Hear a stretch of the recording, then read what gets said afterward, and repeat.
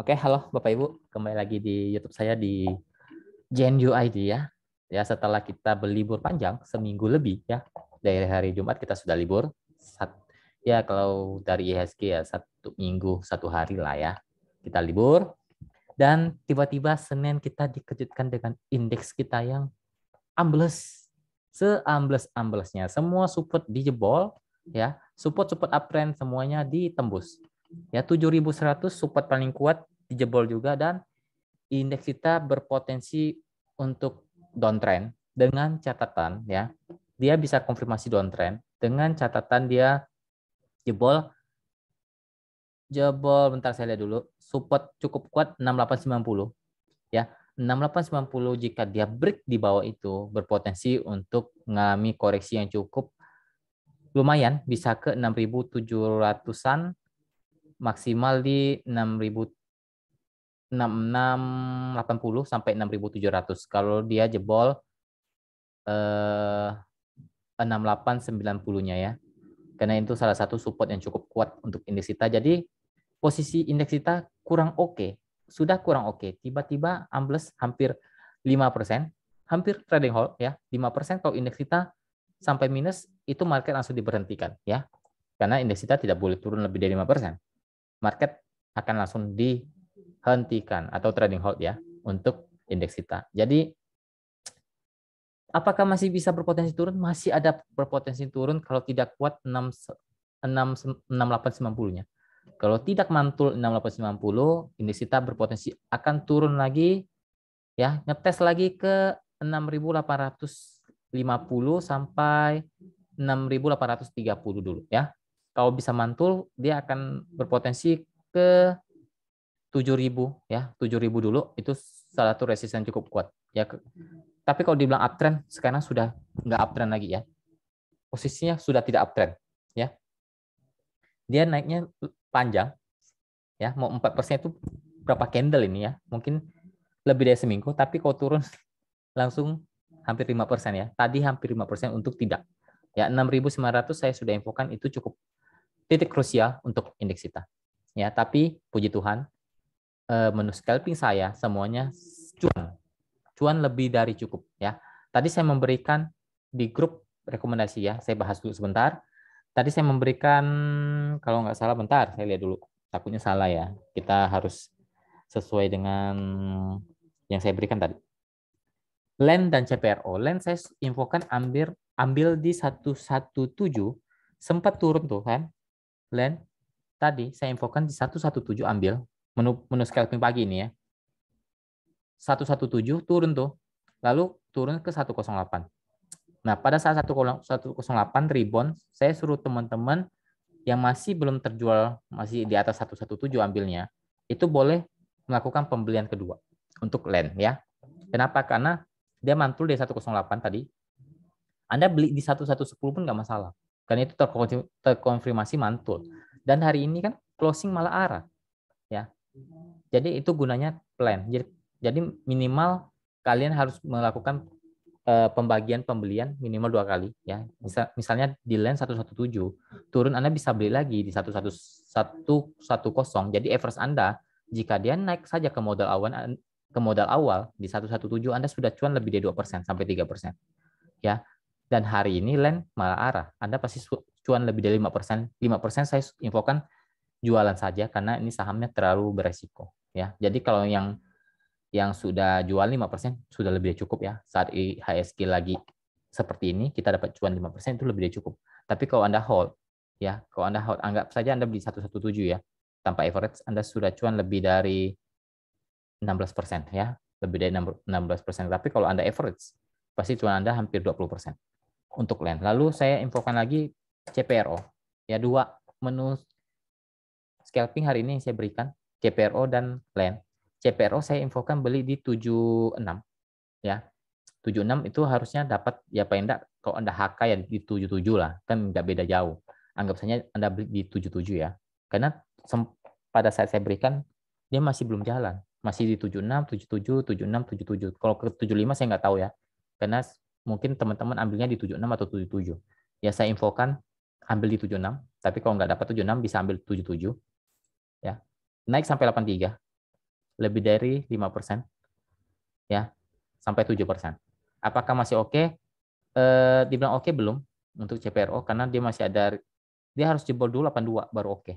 Ya, tadi dia berpotensi jebol tuh tapi nggak kuat. Jadi turun lagi untuk CPRO. Tapi kita sudah cuan 5% sampai 7% direalisasikan untuk CPRO tadi, ya. Lumayan.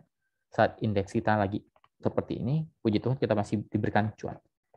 Dan hari ini saya memberikan menu buy close Timas, ya. Itu saya sudah infokan dulu di grup rekomendasi, ambil di 1920 sampai 1950, dan saya share juga di grup umum, ya, di pemahaman saham, grup Telegram, yang mau join silakan.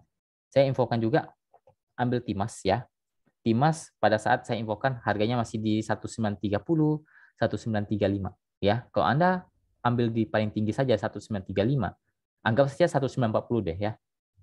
Ya, anggap saja rata-rata average teman-teman yang ikut grup rekomendasi saya itu saya infokan di 1950, 1920. Jadi anggap saja average-nya 1935, ya. Saya juga infokan nih di grup umum. Rata-rata juga pasti kalau ambil dapat di 1935, ya. Naik sampai 1975 tadi. Ya, itu lebih dari 2% ya. Bentar-bentar 1935. Ya, 1935 1975 tadi kalau kejual juga lumayan 2% lebih. Tapi kalau masih mau di hold oke. Ya, Timas oke karena berpotensi kalau dia bisa break 1975 akan bisa ke 2000-an. 2000 ke atas, ya. Jadi kalau memang mau dikawal, kawalnya di 1900 buat teman-teman. Ya, kawal saja di 1900-nya. Ya, kalau memang mau dikawal, tapi kalau memang mau ditambah muatan bisa saja sebenarnya. Tapi saat indeks kita seperti ini, saran saya lebih baik jangan ditambah muatan lah, ya. Lebih baik di stop loss ketat aja di 1900 karena kalau Anda stop loss pun minus Anda enggak lebih dari 3% ya. Coba saya itu ya, enggak sampai 2% malahan. Ya 2% lebih lah, 2% dikit. Ya lebih baik ditawal saja daripada ditambah muatan nanti jadi PR lagi karena indeks kita lagi arahnya nggak menentu, ya, agak berbahaya. Tapi secara tren Timas kita sudah cuan 2% lebih kalau memang jualan tadi di 1970 aja deh. Itu lumayan bisa 2% lebih. Ya, itu sudah lebih dari cukup sebenarnya. Lebih dari target harian, ya. Target saya ya 1,5% sampai 3%. Lebih dari 3% itu bonus dari Tuhan, ya. Apalagi market seperti ini kita harus lebih berhati-hati. Tapi untuk Timas closingnya cukup oke, ya, cukup oke di 1960. Ya, cukup menarik. Semoga besok dia bisa break, bisa lanjut ke 2000. Intinya batas aman di 1900. Kalau memang jebol saat closing market, lepas saja, ya. Ataupun saat market berjalan, dia jebol 1900, buang dulu 50%. Nah, 50%-nya kawal saja saat closing market. Kalau dia masih di atas 1900, hold. Tapi kalau masih sudah di bawah, lebih baik lepas saja. Karena beresiko, ya. Takutnya dia jebol. Tapi harusnya oke. Harusnya bisa naik, Mas. Ya mudah-mudahan ya bisa naik, ya. Tapi puji Tuhan kita sudah cuan 2% juga untuk Dimas. Lalu saya lanjut saja ke saham-saham yang di request dari teman-teman grup saya di pemahaman saham. Pertama Zinc. Zinc ini repo, ya. Kalau saham repo lebih baik jangan terlalu banyak lah. Pasti turun, ya. Beginilah saham repo. Ya. Saya nggak suka main saham repo. Setahu saya Zinc ini repo, ya. Memang repo ini. Jadi kalau mau main pun nggak usah di hold kelamaan. Ini sahamnya udah downtrend nih. Udah downtrend apalagi kalau jebol 84-nya bisa ke 80. Ya, downtrend ini. Resist di 88 untuk sekarang. Support di 84, resist 88 ya. Posisinya lagi downtrend, arahnya turun. Lanjut ke PSKT. PSKT masih sideways di bawah, ya. Masih sideways di bawah. Dibilang masih oke, enggak oke juga. Cuma dia ada support kuat di 70, 72. 72 itu cukup kuat. Dia masih kuat di sana, masih ada potensi ke 76 sampai 80 lah, ya, untuk PSKT. Resist kuat di 80, kalau memang mau uptrend dia harus break 86, ya. Kalau dia mau uptrend harus break 86 baru oke. Tapi untuk sekarang resistnya 80 dulu, harus dijadikan support baru bisa naik ke 86. Tapi kalau nggak bisa ya dia akan sideways di bawah dulu untuk PSKT. Lanjut ke INKP.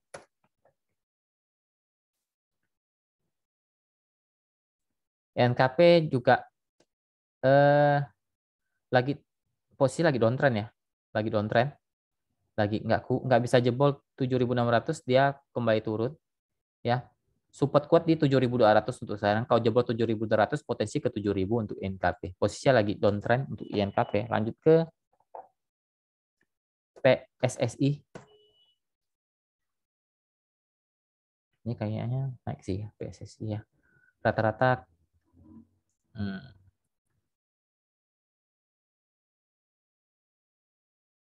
rata-rata yang berhubungan dengan pelayaran, yang berbau dengan laut-laut, ya saham-saham yang berhubungan dengan pelayaran rata-rata pada naiknya hari ini. Oke, ya oke, dia break dari area sideways panjang dia di bentar saya lihat dulu 570 itu sideways cukup panjang ya, nggak panjang-panjang amat lah, sebulan lah ya di sideways-nya. Hari ini break, apakah masih bisa lanjut? Dia harus jebol dulu 700. Kalau 700 break dia lanjut, tapi kalau 700 nggak kuat dia akan buat sideways dulu di batas uptrend dia, mungkin di 600 sampai 650 itu area support uptrend dia yang belum terbentuk saat ini. Tapi kalau dia mau break 700 itu akan lanjut lagi untuk PSSI bisa ke 750 ya. Tapi kalau dia nggak tembus 700 dia akan turun dulu, koreksi sehat lah ya di 620 sampai 650 lah. Mungkin itu area-area support uptrend yang akan dibuat. Yang mungkin seperti itu. Lanjut ke Adi. Posisi PSSI uptrend ya. Lanjut ke Adi lagi di persimpangan ya. Lagi di persimpangan, ada support kuat di 690, jangan sampai jebol. 690 jebol dia akan konfirmasi downtrend, tapi kalau 690-nya masih kuat, dia masih ada potensi ke 720, maksimal 740 itu area resist kuat dari Adi. Kalau dia mau uptrend dia harus jebol dulu 740-nya, dia akan konfirmasi uptrend. Posisinya sekarang di persimpangan. Lanjut ke LTLS.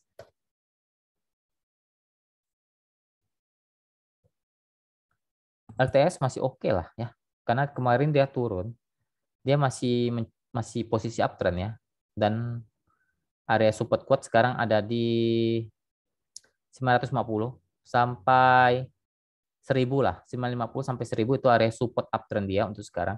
Resisten yang harus dijebol di 1050 sampai 1085 untuk LTLS ya. Posisinya lagi uptrend ya untuk LTLS selama bertahan di 950-nya. Dan juga highs.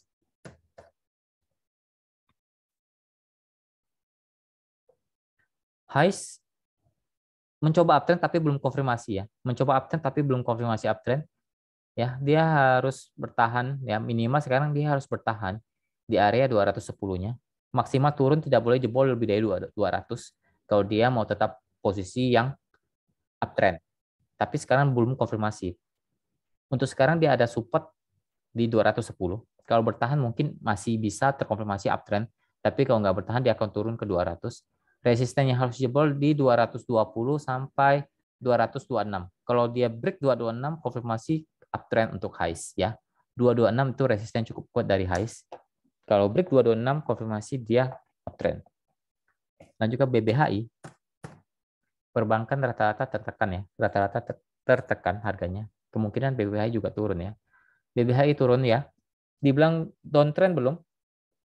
Ya belum konfirmasi downtrend, masih ada support cukup kuat di 5.000, entar 5.900 sampai 5.800.